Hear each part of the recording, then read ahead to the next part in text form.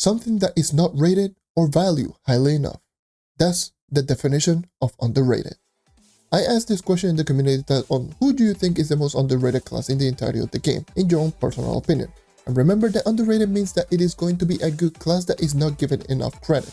Not a bad class that is just underused. Once again, which is the most underrated class in your own personal opinion?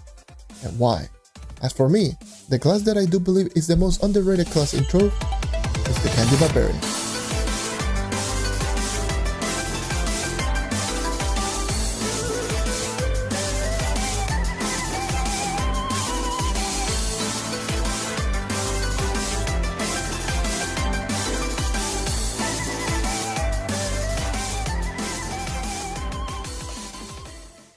Like always, don't forget to drop a like and also subscribe since it does help me out more than you think. Also, remember that this is going to be an opinionated based video. This is all purely opinionated, my own personal opinion. Even though sharing opinions on the internet is pretty much just asking to get GG. And of course, I'm not saying that you should be using this class just because of this video. Use whichever class that you like and enjoy. That's how you're going to go far into this game. Anyways. On to the Candy Barbarian. What makes the Candy Barbarian so good and why is this class still underused despite being a really good class? First of all, what does makes the Candy Barbarian good? Even though I can just easily just say Spain to win is insane, I'm not going to be doing that because everyone knows that. And if you don't know, then how do you don't know about Spain to win? What I will do instead is just going to be the same thing that I did on my Shadowhunter video. I will be going over all portions of the game and where this class is going to be good and where this class struggles. As always, I'm going to be starting off with the beginning of the game, and essentially everything afterwards is just going to be almost exactly the same way. You're going to see a reason why. Anyways, the beginning of the game. Unlike the Shadowhunter, the Candy Barbarian is one of the best early game characters in the entirety of the game of any class. And there's multiple reasons onto why. First of all, it's a starter class, being one of the 5 starter classes, sharing alongside the Knight, Boomeranger, Tomb Raiser, and Gunslinger, is going to be one of the easiest class for you to actually obtain. It's not a big plus, but it is a plus nonetheless. Secondly, the character has a passive 30% physical damage by default. It's 1.3 times more damage than pretty much every single character in the game that is not named Lunar Lancer, Boomeranger, and Solarian. And yeah, essentially it's just going to mean that this character is going to reach higher stats over most of the characters in the entirety of the game. Even though in the early game 30% is not going to be a whole lot because it's percentage based and percentage is dependent on how much base damage you do have, and if your base is low, then percentage increase is going to be low. Either way, it's still more damage. Outside of talking about the 30% physical damage by default, the character has also an insane passive ability. Get this, these are just the numbers. It is a 20% chance of triggering when you do get hit, and once you do activate it, you're going to spawn a red gun drop. The way that you also trigger is by hitting with the Sugar Crash secondary ability and your Ice Chrome Cone ultimate ability, and that red Gundra is just going to give you bonus stat. It gives you ready? 30% total physical damage, so the same as your actual passive ability, so 1.3 times your total physical damage, which is insane. Double your attack speed, and because why not, 40 movement speed. So it has the same amount of movement speed increase as the Dino Tamer ultimate ability. It has double attack speed and 30% physical damage just from a passive ability that triggers on 20% chance, or you can trigger 100% of the chance whenever you're using Sugar Crash or Ice Chrome Cone. It is very easy to proc, and you can get all of those stats quite easily, and it lasts for 5 seconds and it has no cooldown. That's not all.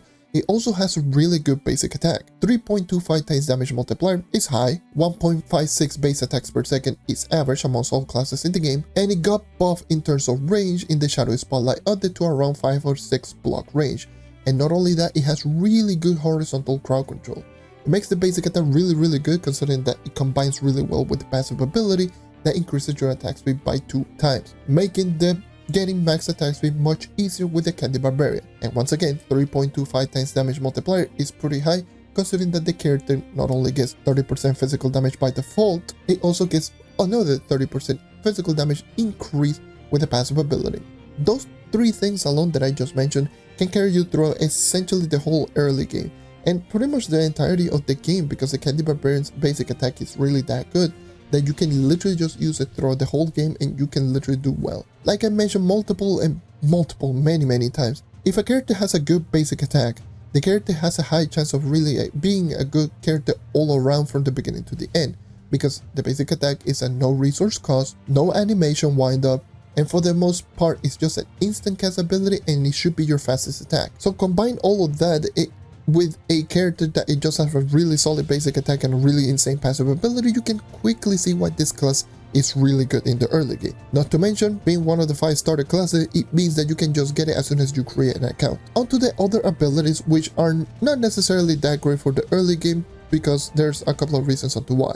First of all, Vanilla Whirlwind. And Vanilla Whirlwind is really not that great in the early game. Well, not in general, as a matter of fact, if you don't have spin to win. It's a 7 times damage multiplier ability, which is not bad, it's quite high. Of course, you're just better off using the basic attack because again, no resource cost, no animation wind up, and it should be faster than Vanilla Whirlwind. But you can use it if you feel that you can just one-shot consistently with the Vanilla Whirlwind. It also heals 10% of your HP for each of the enemies that you do hit. But healing abilities nowadays are not that great anymore because of the Life Leech node that is just completely overpowered and busted. So yeah, the Vanilla Whirlwind is just going to be an ability that you can just ignore for the most part, especially if you don't have spin to win. Sugar Crash is going to be your secondary ability, and it also can be quite good in terms of proccing your passive ability because it does have a pretty good radius for around 3 to 4 blocks or something like that. And hitting enemies with the Sugar Crash is quite easy because again, it gives you the passive ability, which like I just mentioned is quite insane for 5 seconds. It does not have a cooldown of just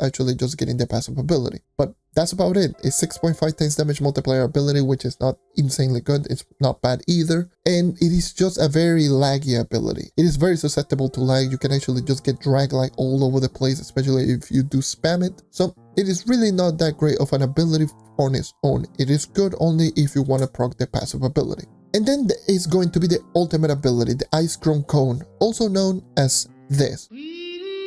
Yeah, it's literally a one-shot and killing machine. It's 16.75 times damage multiplier, which that's a number that makes no sense, especially if you do take into account if you do have Martial Emblem active and the passive ability active. The numbers that you're going to see out of this ability is just absolutely ridiculous. And obviously, it gives you the passive ability whether you do hit or miss an enemy. And the passive ability, like I just mentioned, is really good. It also heals you 80% of your HP whenever you do activate the ultimate ability. But of course, the ultimate ability has the standard 40 seconds of cooldown, so you cannot rely on this ability for you to actually just do everything. But it's still a really insanely strong ability, and it's going to be one of the first abilities that is going to one-shot literally everything. And that's essentially all of your abilities with the Candy Barbarian.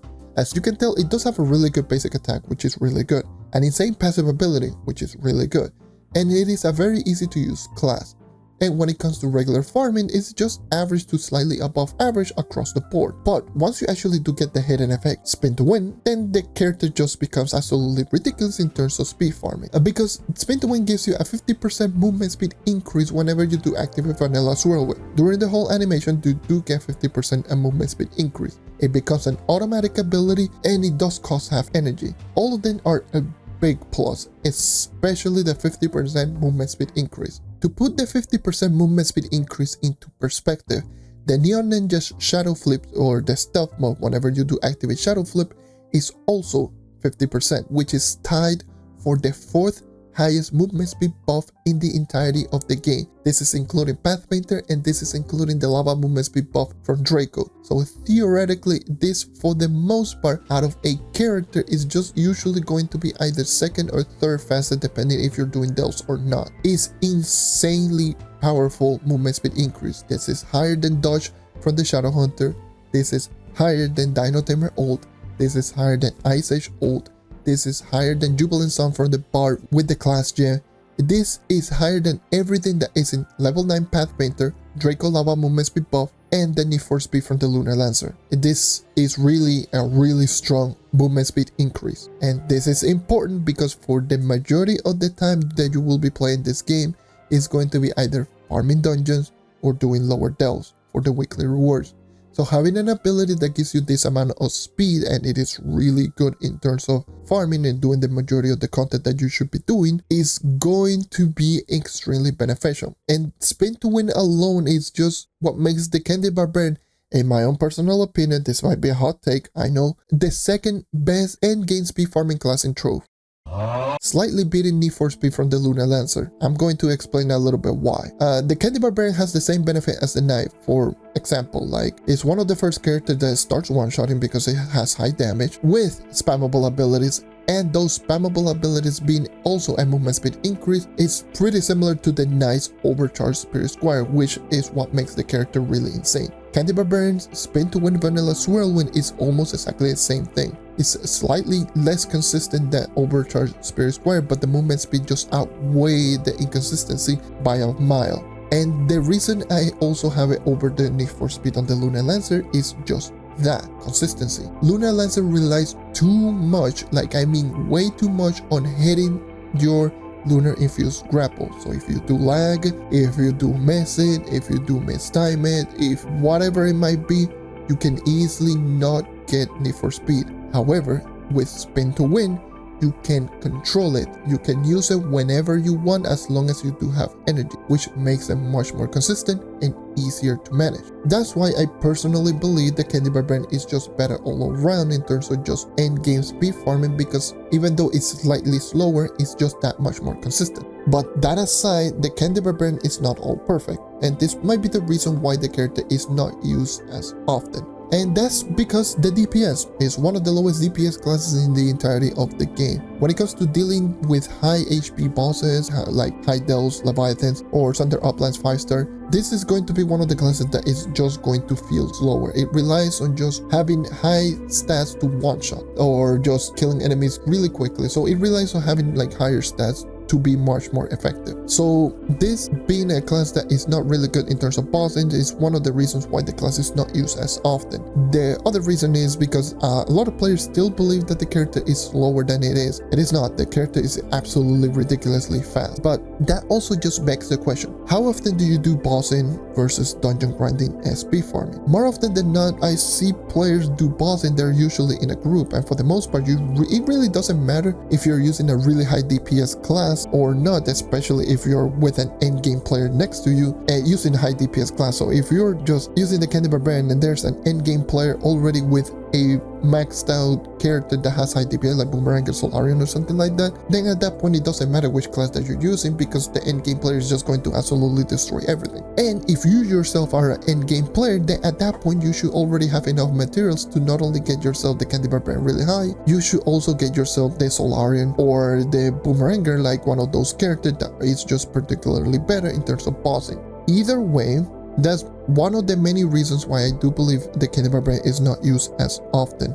The other reason, like I just mentioned, is that a lot of players still believe that the character is just much slower than it really is, and it is not. Spin to Win Candy Barbarian is consistently in the top 3 in terms of speed, can reach higher movement speed than the Neon Ninja, Shadow Hunter, and all of those classes. It can still one-shot like a Knight, like a Vanguard, and all of those classes. The only problem is that if you don't have the highest stat, then you might take a little longer than most of the classes in terms of just kill time. But if you do have the higher stat, then the character just have high kill time really fast, and it's just an absolute ridiculous character. And also that it is very energy reliant, because Spin to Win is just a spammable ability. Outside of that, the character is just absolutely ridiculous, and it can just easily be a really good contender of being one of the better characters all around in the entirety of the game. And despite that, I still feel like I still see the character used very little. And it's a shame, because the character is really good and is actually quite fun, especially if you do have Spin to Win. And it can just be a really good all-around class for you to just try out.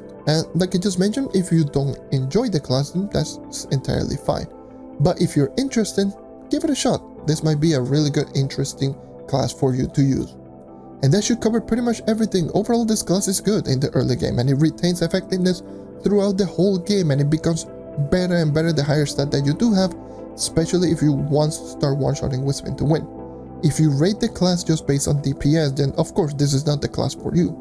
But you could say the same thing with other classes that are just more popular or equal, and in some cases less effective.